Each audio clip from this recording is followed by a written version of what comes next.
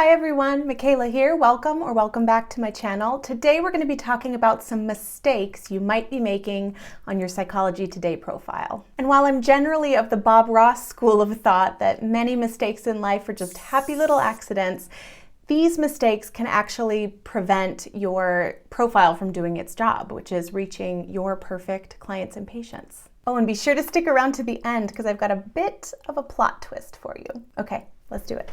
Mistake number one is stressing about the Psychology Today algorithm. It seems to be an unfortunate fact of life that where there is an online platform, there is an algorithm. And where there is an algorithm, there is endless opportunity to stress about said algorithm.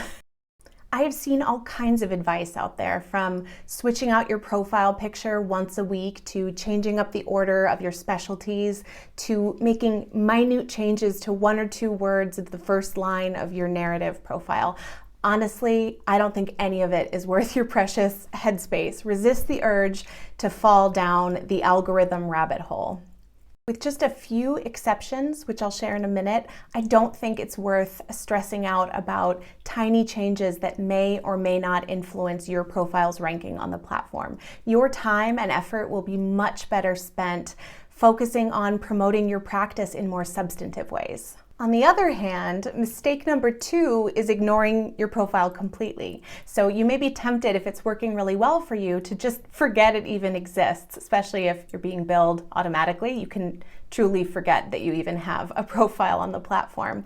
But there are a few specific cases in which you really do want to make sure that you're proactively going in and updating your profile. If you have changes to your availability, for example, if you know that you're not currently accepting new clients or patients, it's really important to go in there and specify that clearly right at the top of your profile to save prospective clients and patients a lot of frustration. If you have changes to your fee structure or the insurance that you accept, of course you want to go in and make sure that information is all current as well. And finally, if you're pivoting the specialty or focus, the type of client or patient who you most want to work with, it's definitely worth taking the time to go back, rework your whole profile to make sure that it's really speaking directly to them.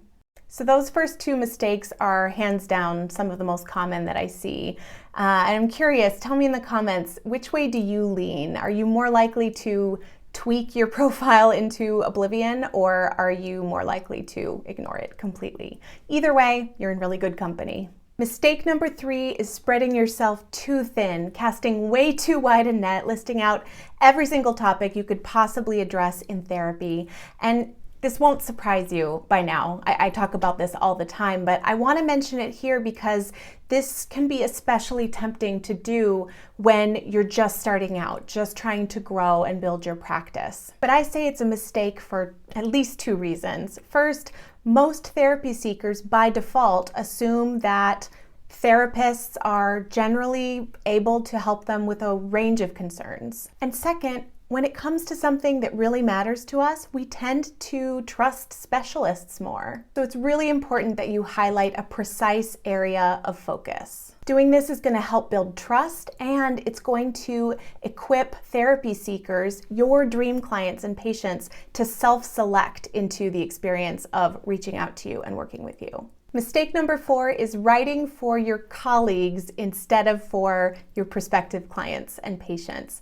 This one's a big deal, such a big deal, in fact, that I have an entire playlist devoted to it. So go check that out if it's helpful. But the main issue with writing this way is that we're much more likely to use professional jargon or just communicate in ways that sound a little stilted and robotic and like not at all how you sound when you're in the therapy room with your clients. For example, instead of saying, "I enjoy using humor in my therapeutic work," you could say something like, "We'll laugh together in session," or better yet, just be funny right there on your profile. Let your natural personality come through, and you will be amazed at how seamlessly it connects with the right people. And the final Psychology Today profile mistake is thinking you need one at all.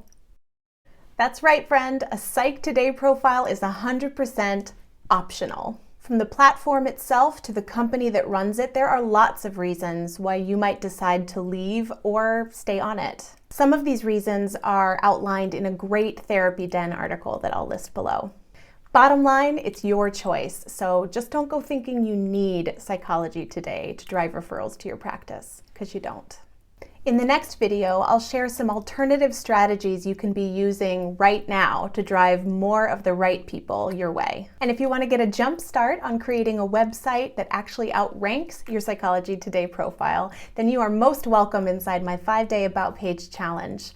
Sign up at the link below, and I can't wait to see you there. Thanks so much for joining me. Remember, mistakes are practice-building fuel. So give yourself a break and then meet me right back here for more communication tips to help you preach what you practice. Bye.